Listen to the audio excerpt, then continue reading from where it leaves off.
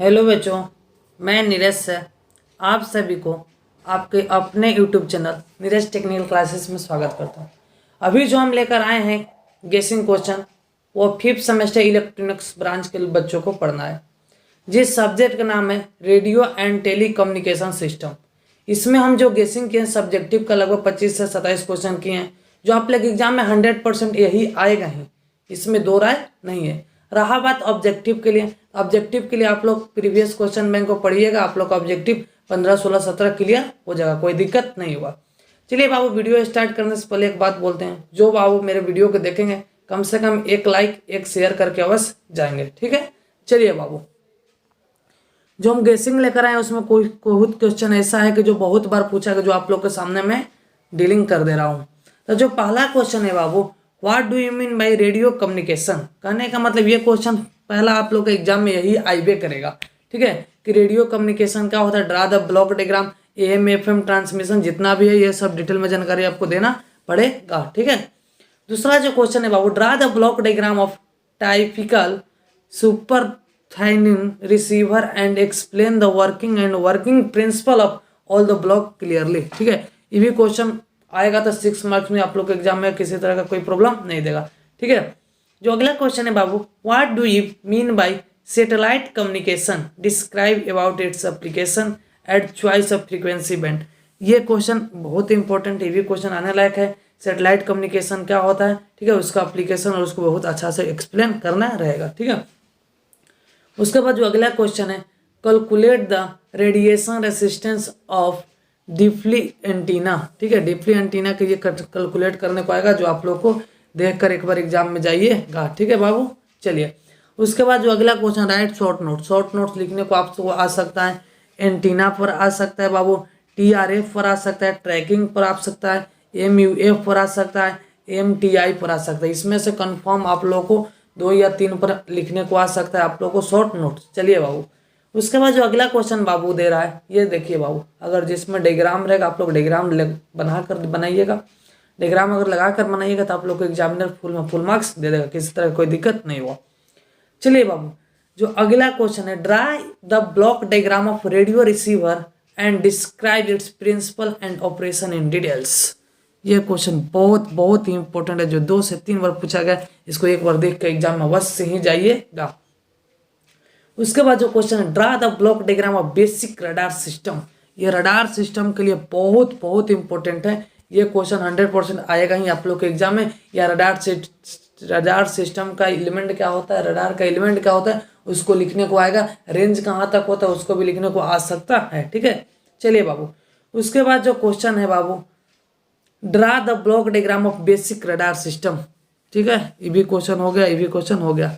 उसके बाद है टाइप्स ऑफ एंटीना पढ़ लीजिएगा, कैसे एंटीना के बहुत सारे टाइप्स होते हैं, उसमें से कोई एक टाइप्स को आएगा और उसको एक्सप्लेन करने को भी आ सकता है, ठीक है बाबू। उसके बाद जो अगला क्वेश्चन है, what is mixture circuit, draw the block diagram of simple mixture circuit. ये भी क्वेश्चन बहुत बहुत इंपॉर्टेंट है, इसको देख कर ही जाइएगा। उसके बाद जब बाबू अगला क्वेश्चन है, draw the block diagram of radio receiver and explain its function. ये क्वेश्चन बहुत इंपॉर्टेंट है, जो 2 से 3 बार पूछा गया है, उसको एक बार एग्जाम से पहले आप लोग देख कर ही जाइएगा, ठीक है। चलिए, उसके बाद जब बाबू अगला क्वेश्चन है, डिस्क्राइब द ट्रोपोस्फेरिक स्कैटरिंग, ठीक है, राइट इट्स एप्लीकेशन। ये भी बहुत इंपॉर्टेंट है, क्वेश्चन देख कर ही जाइएगा। What is the significance of antenna, antenna के सिग्निफिकेंस के आप क्या समझते हैं, क्या होता है, इसको आप लोग को लिखने में आप आ सकता है। व्हाट इज MIT बता दिए हैं, हाउ डज इज ऑपरेट, इसको किस तरह से ऑपरेट किया जाता है, इसको लिखने को आ सकता है। अगला जो क्वेश्चन है बाबू, explain the function of crossbar switching system. ये भी बहुत बहुत इंपॉर्टेंट है, इसको आप लोग देख कर ही जाइएगा। अगला है explain the radar function, what is moving target indicator. ये किस तरह से मूव करता है, इसको भी आप लोग को लिखने को आ सकता है, ठीक है। आप लोग एग्जाम से पहले एक बार देख कर ही जाइएगा, ठीक है बाबू।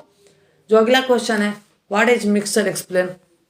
ये भी क्वेश्चन बहुत इंपॉर्टेंट है, 2 से 3 बार पूछा गया, इसको एक बार एग्जाम से पहले आप लोग देख कर ही जाइएगा। उसके बाद है, right the characteristic of ionosphere. Ionosphere से बहुत क्वेश्चन पूछेगा। देखो आइनोस्फीयर, IONOSPHERE मीनिंग में कोई दिक्कत नहीं होना चाहिए, ये आइनोस्फीयर ही लिखा गया है, ठीक है। चलिए बाबू, इसमें किसी तरह का किसी को दिक्कत नहीं होना चाहिए। एग्जाम में कम से कम 50 सब्जेक्टिव आपको सेम टू सेम में ही आ रहा है, एकदम दिमाग में रख के चलिएगा। इतना पढ़ कीजिएगा तो आप 50 में 50 सब्जेक्टिव बना सकते हैं, कोई अलग नहीं आएगा। ठीक है, अगला जो क्वेश्चन है बाबू, what do you mean by radar blind speed. ये भी क्वेश्चन बहुत ही इंपॉर्टेंट, 1 से 2 बार आ चुका है, देख लीजिएगा। फिर ISDN क्या है, इसका एप्लीकेशन लिखने को आ सकता है, इसको देख कर एग्जाम में जाइएगा। ठीक है, किसी तरह से कोई दिक्कत नहीं होना चाहिए। उसके बाद जो क्वेश्चन है, describe the block diagram of super heterodyne receiver. ये भी क्वेश्चन बहुत ही इंपॉर्टेंट है, उसको देख लीजिएगा। What do you mean bye telephone, what do you mean bye telephone switching. ये भी क्वेश्चन बहुत ही इंपॉर्टेंट, इसको देख कर आप लोग एग्जाम में जाइएगा। टेलीफोन स्विचिंग के एक बार ये क्वेश्चन 4 मार्क्स में आ सकता है। ठीक है, चलिए उसके बाद जो क्वेश्चन है, draw the block diagram of किसका बाबू, FM ट्रांसमीटर। ये क्वेश्चन बहुत ही इंपॉर्टेंट है, FM ट्रांसमीटर से देखो आप लोग एग्जाम में आ सकता है। उसके बाद जो क्वेश्चन है, discuss the principle of operation of FM receiver also with help of block diagram. Block diagram से सेम टू सेम क्वेश्चन है, कोई दिक्कत नहीं होना चाहिए। चलिए बाबू, तो उसके बाद क्वेश्चन है, what do you mean bye, ठीक है, मैक्सिमम ऑपरेशन ऑफ एंटीना। ये भी बहुत इंपॉर्टेंट क्वेश्चन है, देख के नहीं जाइए। ठीक है, उसके बाद राइट शॉर्ट नोट्स किस पर लिखने को आ सकते हैं, स्किप डिस्टेंस क्या होता है, रेडियो वेव प्रोपगेशन क्या होता है, टेलीफोन एंड डाटा नेटवर्क क्या होता है। ठीक है, ये सब क्वेश्चन आप लोग देखकर एग्जाम में जाइएगा। ऑप्टिकल फाइबर सिस्टम क्या होता है, स्काई वेव क्या होता है, लैन क्या होता है, ठीक है, डुप्लेक्सर क्या होता है, ये सबको देखकर एग्जाम में जाइएगा, ताकि 50 से 50 आपको सब्जेक्टिव बन जाना चाहिए।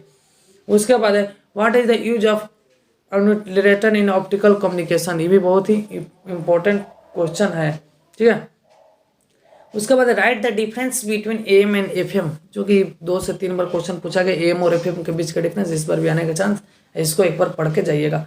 उसके बाद है, right the advantage of digital communication. Digital communication का क्या एडवांटेज है, ये 2 से 3 बार क्वेश्चन आ चुका है, इसको एक बार फिर पढ़ के जाइएगा, क्योंकि आप लोग एग्जाम में आने के इसको 100 में 100% चांस है। चलिए बाबू, उसके बाद जो क्वेश्चन है, ठीक है, उसको देखते हैं। What is the funding and selective funding. ठीक है, ये फंडिंग को देखा जाइएगा, ये बहुत ही इंपॉर्टेंट क्वेश्चन है। फिर FM रिसीवर का ब्लॉक डायग्राम देखकर जाइएगा। उसके बाद block diagram of super heterodyne receiver, ये भी बहुत इंपॉर्टेंट क्वेश्चन है, देख लीजिएगा। प्रिंसिपल ऑफ रिमोट सेंसिंग, ये क्वेश्चन आ चुका है 2 से 3 बार, इसको देख लीजिएगा। उसके बाद डिफाइन OFTS एंड BBN, इसको देख लीजिएगा। प्रिंसिपल ऑफ हेट्रोडाइनिंग देख लीजिएगा। कैलकुलेट दो, ये भी देख लीजिएगा, बहुत ही क्वेश्चन इंपॉर्टेंट है, मतलब लास्ट का क्वेश्चन भी इंपॉर्टेंट है। कहने का मतलब आप लोगों को 50 आउट ऑफ 50 सब्जेक्टिव में लाना है। इस क्वेश्चन को 25 से 27 जो क्वेश्चन है, इसको देख कर जी आप लोग 50 आउट ऑफ 50 ला सकते हैं, किसी तरह का कोई दिक्कत नहीं हुआ।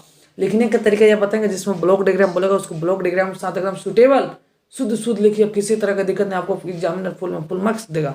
चलिए बाबू, जल्द से इस वीडियो को शेयर करें, ताकि सभी बच्चों के पास जल्द पहुंच जाए, और रात भर में आप लोग क्या कीजिए, इसको रट्टा मार दिए, और कल आप लोग सब्जेक्टिव 50 आउट ऑफ 50 बना के आइए। Thank you.